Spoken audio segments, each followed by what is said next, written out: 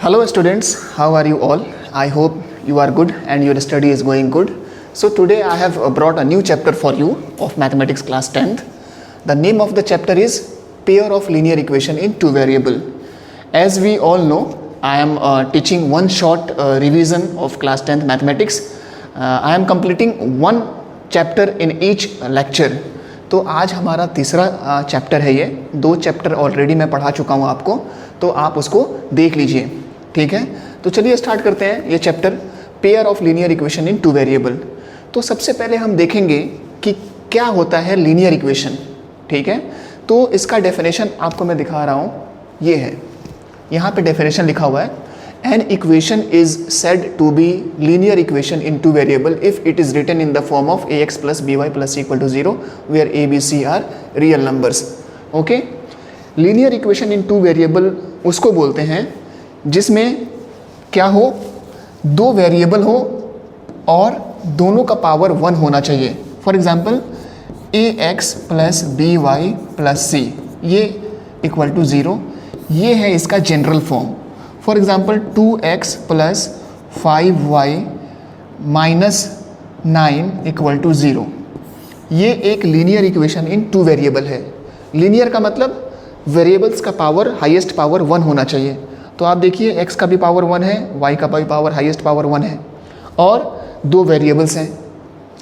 Linear इसलिए बोला जाता है क्योंकि जब इस इक्वेशन का हम ग्राफ प्लॉट करेंगे तो वो एक लाइन बनेगा, लाइन से ही वर्ड बना हुआ है, लाइन से ही बना हुआ है लीनियर। ओके, तो आई होप कि आपको मीनिंग समझ में आ गया कि लीनियर इक्वेशन किसको बोलते हैं और linear equation in two variable किसको बोलते हैं, ठीक है। तो ये सारे एग्जांपल्स हैं linear equation in two variables के, क्योंकि linear equation in two variable होने के लिए दो कंडीशन ज़रूरी है। एक तो दो वेरिएबल होना चाहिए, ठीक है, और यहाँ पे y छूट गया है, और highest power of the variables 1 से ज़्यादा नहीं होना चाहिए, ठीक है। तो चलिए फिर आगे बढ़ते हैं और देखते हैं कि हमारा नेक्स्ट टॉपिक क्या है, general form of linear equation in two variable. Already मैं बता चुका हूँ कि जनरल फॉर्म क्या होता है, इसको स्टैंडर्ड फॉर्म भी बोला जाता है, ax plus by plus c equal to 0, ठीक है। यहाँ पे a और b और c क्या है, रियल नंबर्स हैं। a को बोलते हैं कोफिशिएंट ऑफ x, b को बोलते हैं कोफिशिएंट ऑफ y और c को कांस्टेंट बोलते हैं, ठीक है। ओके, तो चलिए नेक्स्ट स्लाइड पे देखते हैं हमारा कौन सा टॉपिक है, solution of linear equation in two variable. तो बेटा ये एक बहुत इंपॉर्टेंट टॉपिक है, बहुत इंपॉर्टेंट, ठीक है, क्योंकि इसके बाद जो भी टॉपिक्स आएंगे उसमें हमें सॉल्यूशन ही निकालना है, सॉल्यूशन के बारे में ही बात करना है, ठीक है। तो सबसे पहले हम समझेंगे कि सॉल्यूशन का मतलब क्या होता है। वो केमिस्ट्री वाला सॉल्यूशन नहीं, मैथ्स में इक्वेशन का सॉल्यूशन का मतलब क्या होता है। तो मैं आपको एग्जांपल से समझाऊंगा, ठीक है। मानो फॉर एग्जांपल मैंने x प्लस 1 इक्वल टू 0 लिख दिया, एक एग्जांपल।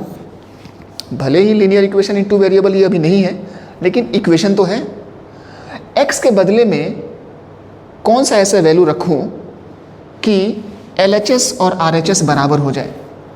तो x के बदले में अगर मैं -1 रखता हूँ तो देखो LHS कितना हो जाएगा, ये भी 0 हो जाएगा और ये भी 0 है।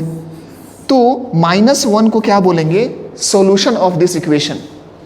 मीन्स सॉल्यूशन एक ऐसा वैल्यू है जो कि हम पुटअप करते हैं इक्वेशन में तो LHS और RHS बराबर होते हैं। In other words we can say solution is that value which satisfies the equation, equation को सेटिस्फाई करता है, ठीक है। चलिए फिर आगे देखते हैं हमारा क्या टॉपिक है आज का, pair of linear equation in two variable. आपने चैप्टर का भी नाम देखा होगा कि pair of linear equation. Linear equation तो समझ में आ गया, लेकिन पेयर का मतलब क्या होता है, जोड़ा। हमारे जो हाथ हैं, हैंड्स पेयर में है ना, शूज़ जो हैं वो भी पेयर में है ना, कान भी पेयर में है, तो कुछ चीज़ें पेयर में होती हैं। पेयर का मतलब 2। तो इस चैप्टर में हम सिंगल इक्वेशन के बारे में नहीं पढ़ेंगे। जब भी हम पढ़ेंगे तो दो linear equation in two variable simultaneous होंगे, एक साथ होंगे, तो उन्हीं को बोलते हैं pair of linear equation in two variable. ऐसे दो इक्वेशन जिनमें सेम वेरिएबल्स हों। For example 2x plus 5y minus 9 equal to 0 और 3x plus 7y minus 11 equal to 0। ये pair of linear equation in two variable है। क्यों?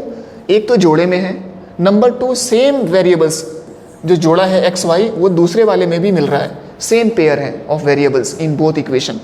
तो ऐसे दो इक्वेशंस को क्या बोलते हैं? Pair of linear equation in two variable. और हमें इन्हीं के बारे में पढ़ना है आगे, इन्हीं का सॉल्यूशन निकालना है, कॉमन सॉल्यूशन। ठीक है, ओके। तो बेटा देखते हैं आगे क्या है हमारा next topic. Okay, this is very important topic. अब हम पढ़ेंगे कि सॉल्यूशन निकालने का कितना तरीका होता है। भाई किसी इक्वेशन का सॉल्यूशन क्या होता है हमने समझ लिया, अब वो सॉल्यूशन कैसे निकलता है, क्या मेथड है, स्टैंडर्ड मेथड्स क्या हैं। तो नंबर 1 है ग्राफिकल मेथड, नंबर 2 है अलजेब्राइक मेथड। तो सबसे पहले हम देखेंगे कि ग्राफिकल मेथड क्या होता है और ये कैसे काम करता है, कैसे हमें सॉल्यूशन निकाल के बताता है, क्या है प्रोसीजर। ठीक है बच्चों, तो चलो। अच्छा, इसके पहले हमें ये समझना बहुत ज़रूरी है कि linear equation in two variable जो होता है उसका ग्राफ कैसा दिखेगा, उसका नेचर क्या होगा। फॉर एग्जाम्पल मैं अगर बोलूँ कि 2x plus 3y equal to 0, इसका ग्राफ बनाओ, तो अगर आप जब प्लॉट करोगे, आप प्रीवियस क्लासेस में पढ़ चुके हो 9th में 8th में, कि linear equation in two variable का जो ग्राफ है वो स्ट्रेट लाइन होता है। क्या होता है? Straight line.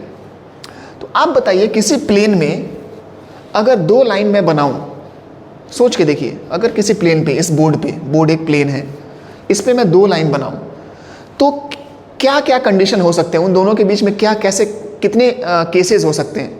नंबर 1 केस कि वो इंटरसेक्ट करेंगे। ये ब्लू वाला लाइन देखो इंटरसेक्ट कर रहा है ना यहाँ पे, या तो वो दोनों लाइन पैरेलल होंगे, देखो ये दोनों पैरेलल हैं, या एक दूसरे के ऊपर कॉन्साइड करेंगे, एक दूसरे के ऊपर होंगे।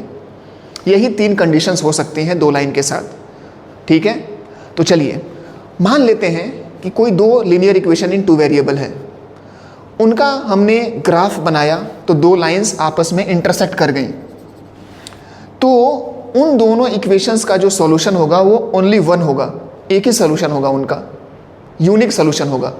ठीक है, 1 सॉल्यूशन मतलब x का वैल्यू 1 आएगा और y का भी एक ही वैल्यू आएगा। अगर मानो कि दो लीनियर इक्वेशन हैं इन टू वेरिएबल, उनका हमने ग्राफ बनाया तो लाइंस बनेंगे और वो दोनों लाइन आपस में कॉन्साइड कर गए, जो कि ये केस है, तो कितने सॉल्यूशन होंगे? Infinitely many solution, infinitely many solution. In the case कुछ ऐसे भी इक्वेशंस होंगे, कुछ ऐसे भी जोड़े होंगे इक्वेशंस के जिनका ग्राफ बनाने के बाद पैरेलल लाइंस आएंगे, तो उससे हम क्या कंक्लूड करेंगे कि नो सॉल्यूशन, उन दोनों इक्वेशन का कोई कॉमन सॉल्यूशन नहीं होगा। ठीक है, आई होप कि आपको समझ में आ गया। ठीक है, तो इसको और हम डिटेल में अभी पढ़ेंगे। नो सॉल्यूशन, 1 सॉल्यूशन वाले जो इक्वेशंस होते हैं, ऐसा equation pair of linear equation जिनके यूनिक सॉल्यूशन हो, उनका अगर हम कोफिशिएंट का रेशियोज अगर हम एनालाइज करेंगे तो ये देखने को मिलेगा a1 upon a2 is not equal to b1 upon b2। a1 a2 क्या है? Coefficient of x, b1 b2 क्या है? Coefficient of y। Infinitely many solution अगर हम इक्वेशन अगर देखें, इनफाइनाइटली मेनी सॉल्यूशंस वाले ऐसे पेयर जिनके सॉल्यूशंस इनफाइनाइट हो और उनके रेशियोज को अगर हम एनालाइज करें तो क्या देखने को मिलेगा? a1 upon a2 is equal to b1 upon b2 is equal to c1 upon c2। ठीक है, ये देखने को मिलेगा।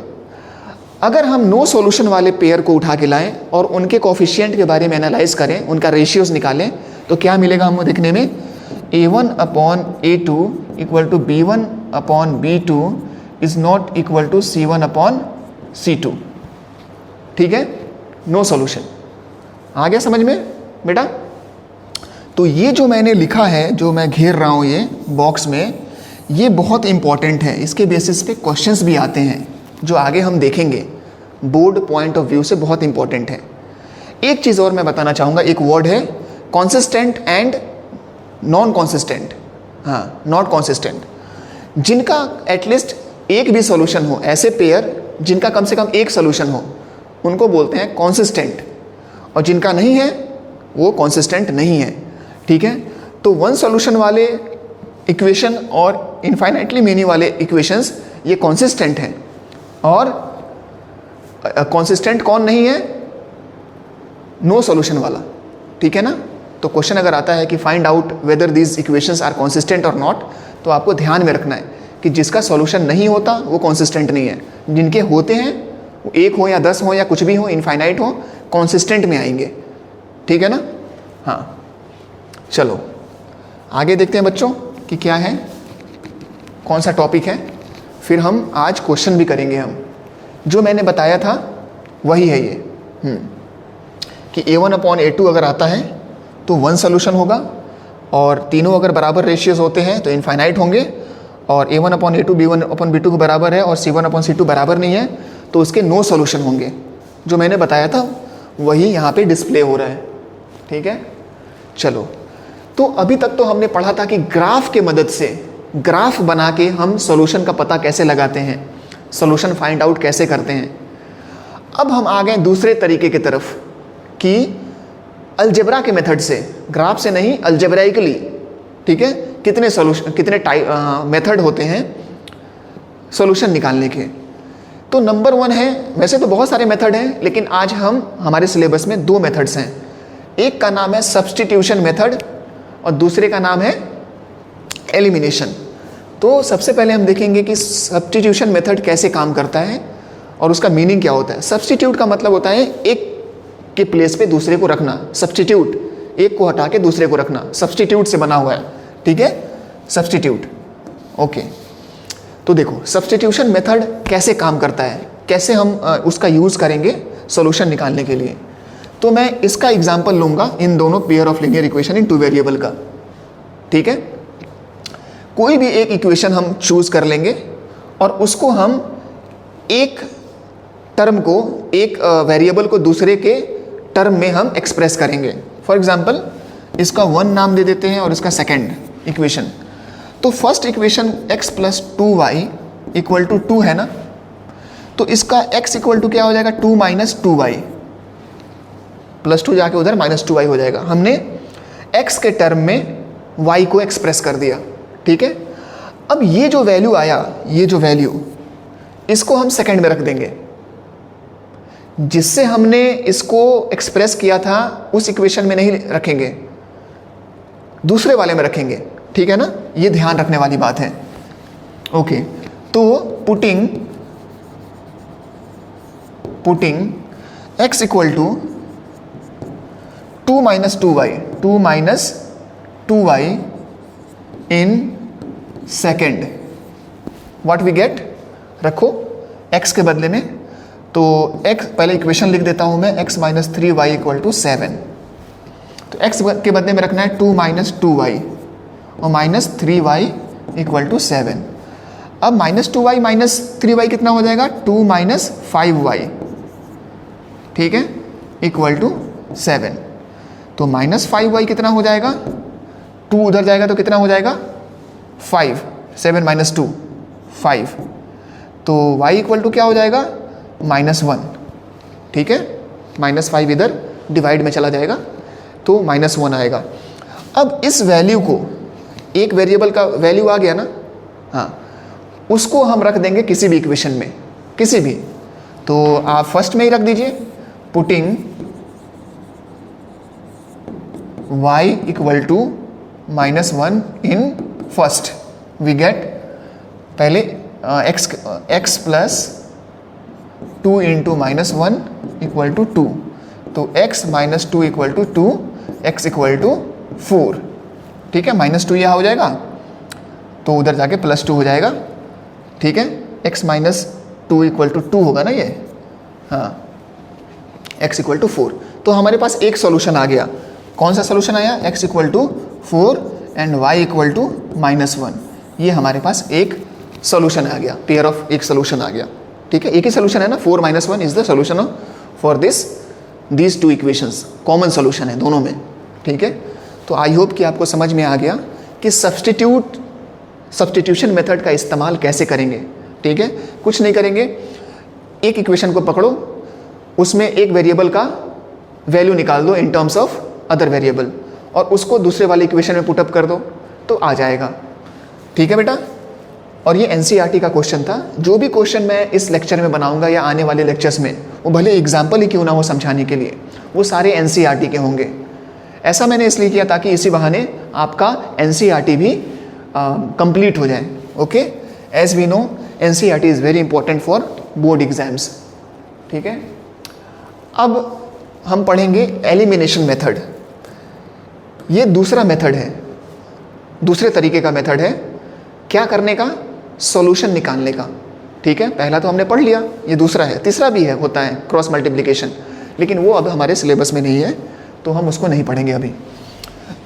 ये कैसे काम करता है? एलिमिनेट का मतलब होता है कि उसको ख़त्म कर देना, डिलीट कर देना, गायब कर देना, एलिमिनेट।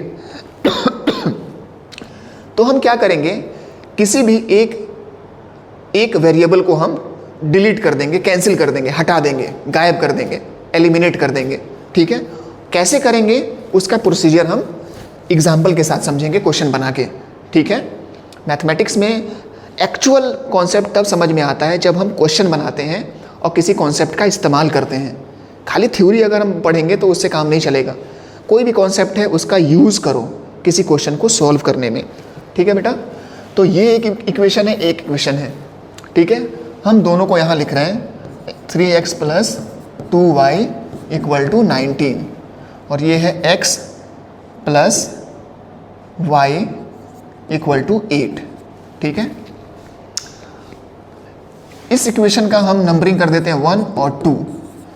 ठीक है, इक्वेशन नंबर 2 को मैं 2 से मल्टीप्लाई कर रहा हूं तो क्या मिलेगा हमें, 2x + 2y = 16। ठीक है, इसको मैं थर्ड कर देता हूं नंबरिंग। अब फर्स्ट माइनस थर्ड करो, फर्स्ट माइनस थर्ड।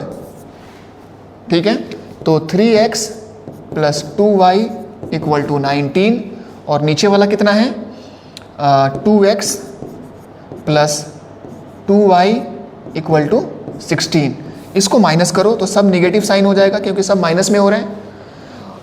इसको ये कैंसिल हो जाएगा। ठीक है, 3 में से 2 गया 1x = 19 में से 16 गया 3। तो हमारा एक वैल्यू तो आ गया, x का वैल्यू आ गया। अब इस x की वैल्यू को किसी भी इक्वेशन में पुटअप कर दो, फर्स्ट या सेकंड में, तो करो, हमारा y का वैल्यू आ जाएगा। तो यहां करो पुटिंग x = 3 इन फर्स्ट में ही रखो, कोई दिक्कत नहीं है, फर्स्ट में ही रखो। वी गेट 3 × x के बदले में क्या रखो, 3 × 3 + 2y = 19। तो 2y, ये 3 3 9 हो जाएगा, उधर माइनस हो जाएगा, यहीं लिख लो 3। दोबारा हम उसको कर देंगे ट्रांसफर। 2y = 19 में से 9 गया 10, तो y = कितना हो जाएगा 5। तो हमारा सॉल्यूशन क्या हुआ, 3 and 5। 3 and 5 is the solution of these pair of linear equation in 2 variables। Okay, फिर से मैं इसको रिपीट कर देता हूं कि हम 2 इक्वेशन को लेते हैं, उसमें किसी एक वेरिएबल वाले टर्म को हम बराबर कर देते हैं और उनको एलिमिनेट करते हैं, या तो सब्ट्रैक्ट करके या तो ऐड करके। उसके बाद जो एक वेरिएबल की वैल्यू आती है उसको हम फिर से दोबारा ओरिजिनल इक्वेशन में रख के किसी भी हम दूसरे वाले वेरिएबल का मान निकाल लेते हैं। ओके बच्चों, तो आई होप कि आपको ये भी समझ में आ गया। आगे और भी क्वेश्चंस आने वाले हैं, बहुत सारे क्वेश्चंस एनसीईआरटी के हैं जो हम बनाएंगे, तो प्रैक्टिस के थ्रू और भी हमारा कॉन्सेप्ट क्लियर होते जाएगा। ठीक है बच्चों, ओके, ये देखो एनसीईआरटी एक्सरसाइज 3.3। ठीक है, ये एक्सरसाइज 3.3 का के क्वेश्चंस हैं ये। तो चलिए बनाते हैं, देखते हैं क्या है ये। Solve the following pair of linear equations by the substitution method. यहाँ पे पेयर ऑफ लीनियर इक्वेशन दिया हुआ है और हमें सॉल्व करना है, लेकिन ध्यान ये रखना है कि सब्स्टिट्यूशन मेथड का इस्तेमाल करना है। वैसे इसको हम एलिमिनेशन मेथड से भी बना सकते हैं, आंसर सेम आएगा, लेकिन जब क्वेश्चन में पर्टिकुलरली लिखा हुआ है कि ये मेथड इस्तेमाल कीजिए तो हमें वही करना है। ठीक है, तो सब्स्टिट्यूशन मेथड कैसे होता है, इसका नंबरिंग कर देता हूं मैं, फर्स्ट और सेकंड इक्वेशन। एक इक्वेशन को पकड़ो और उसमें एक वेरिएबल का वैल्यू निकालो in terms of other variable. तो x plus y equal to 14, तो x इक्वल टू क्या हो जाएगा 14 माइनस वाई, ये y इधर जाके माइनस में आ जाएगा, ठीक है, प्लस y जाके माइनस y में आ जाएगा। अब हम इस वैल्यू को, x के इस वैल्यू को हम सेकंड वाले में रखेंगे, फर्स्ट वाले में नहीं। जिस इक्वेशन से आपने ये रिलेशन निकाला है उसमें नहीं रखेंगे, दूसरे वाले में रखेंगे। तो क्या लिखेंगे, putting x equal to 14 minus y in कहाँ, in second equation. Second equation भी लिख सकते हो फुल फॉर्म, थोड़ा शॉर्टकट लिख रहा हूँ क्योंकि अभी आपका समझना मेन मकसद है, ठीक है। एग्ज़ाम्स बहुत नियर हैं तो जल्दी से हम क्विकली हम रिवीजन करेंगे, ठीक है। वी गेट क्या मिलेगा, x के बदले में 14 माइनस वाई रखो, तो 14 minus y minus y equal to 4, तो 14 माइनस 2y माइनस वाई कितना हो जाएगा, माइनस 2y इक्वल टू 4। ये 14 जाके इधर माइनस हो जाएगा क्योंकि प्लस में है, तो minus 2y equal to 4 minus 14 कितना हो जाएगा, माइनस 10, ठीक है। और माइनस माइनस कैंसिल हो जाएगा, तो y equal to 10/2 equal to 10/2, तो y इक्वल टू 5, 2 5 10। तो हमारे पास y की वैल्यू आ गई, y की वैल्यू आ गई। अब इस y की वैल्यू को किसी भी इक्वेशन में पुटअप कर दो आप, किसी भी इक्वेशन में, हाँ। तो putting y equal to 5 in second. First क्यों नहीं, क्योंकि सेकेंड इक्वेशन ज़्यादा सिंपल है, सेकेंड इक्वेशन ज़्यादा सिंपल है, सिंपल में रखेंगे तो आसानी से बन जाएगा। तो x माइनस 5, देखो ना x माइनस वाई है तो y के बदले में 5 रखा इक्वल टू 4, तो x इक्वल टू माइनस 5 उधर जाके प्लस 5 बन जाएगा, तो ये 9 हो जाएगा। तो this and this are the solution for this pair of linear equation in two variables, ठीक है। तो बेटा आई होप कि आपको एक एक लाइन मैंने समझा दिया, कैसे बना मैंने डेराइव करके दिखाया, और एक एक चीज़ का लॉजिक बताया मैंने कि ये लाइन कैसे आया, ये लाइन कैसे आया, कैसे कटा, ट्रांसफ़र कैसे हुआ। तो अगर आप ऐसे ही स्टेप बाय स्टेप अगर पढ़ोगे तो आपको चीज़ें बहुत ही क्लियरली समझ में आ जाएंगे। ओके बच्चों, तो नेक्स्ट सवाल बनाते हैं, चलिए। ये वाला, ठीक है, सब्स्टिट्यूशन मेथड से बनाना है, ठीक है बच्चे। ये भी एनसीईआरटी का बहुत इंपॉर्टेंट सवाल है, तो हम इसको बनाएंगे, ठीक है। हाँ, ये आपके लिए होमवर्क है, ये आप नोटिस कर लीजिए और नोट करके आप बनाइएगा, ठीक है। मैं ये बना रहा हूँ, तो इसको 1 नंबर इक्वेशन मान लेते हैं, इसको 2 नंबर मान लेते हैं। तो फर्स्ट वाले इक्वेशन से s की वैल्यू निकालो, तो s equal to 3 plus t हो जाएगा ना, माइनस टी उधर जाके प्लस टी हो जाएगा, 3 प्लस टी, माइनस टी है तो उधर जाके प्लस 3 हो जाएगा। अब इस s की वैल्यू का, इस s का जो वैल्यू है वो सेकेंड इक्वेशन में रखेंगे, तो putting s equal to 3 plus t in कहाँ, इन सेकेंड इक्वेशन। फर्स्ट क्यों नहीं, जिससे हम वैल्यू निकालते हैं एक वेरिएबल का उसमें नहीं रखते, दोबारा दूसरे वाले में रखते हैं, ठीक है। तो s/3, तो s के बदले में क्या लिखेंगे, इस s के बदले में 3 plus t upon 3 plus t/2 equal to 6।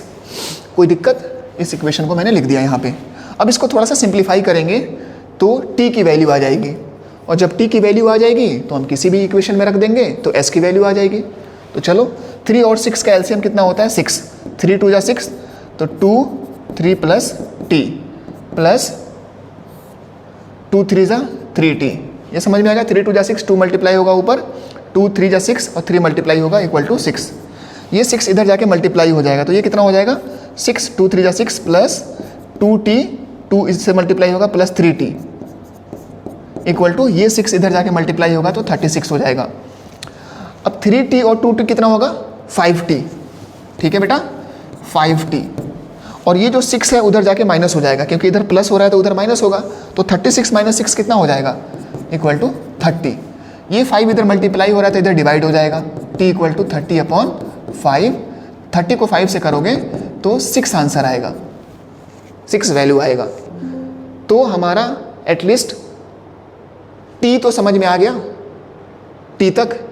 अब t की वैल्यू इसमें रखो, इसमें मत रखना, क्योंकि ये थोड़ा सा ये ज़्यादा सिंपल इक्वेशन है और ये थोड़ा सा कम सिंपल है, तो जो ज़्यादा सिंपल है उसमें अगर वैल्यू रखेंगे तो आसानी से निकल जाएगा, ठीक है। तो putting t equal to 6 in कहाँ, in equation first equation, we get s minus t, तो s माइनस टी के बदले में 6 रखो इक्वल टू 3, तो -6 जाके उधर +6 हो जाएगा, तो 6 + 3 कितना हो जाएगा 9। ये और ये हमारा वैल्यूज़ हैं, सॉल्यूशंस हैं। तो 6 and 9 are the solution for this pair of linear equation in 2 variable. Okay बेटा, तो चलते हैं नेक्स्ट सवाल बनाने, नेक्स्ट क्वेश्चन बनाते हैं और देखते हैं कि एनसीईआरटी में क्या है आगे। ये आप खुद कर लेना। 1 मिनट बच्चों, 1 मिनट।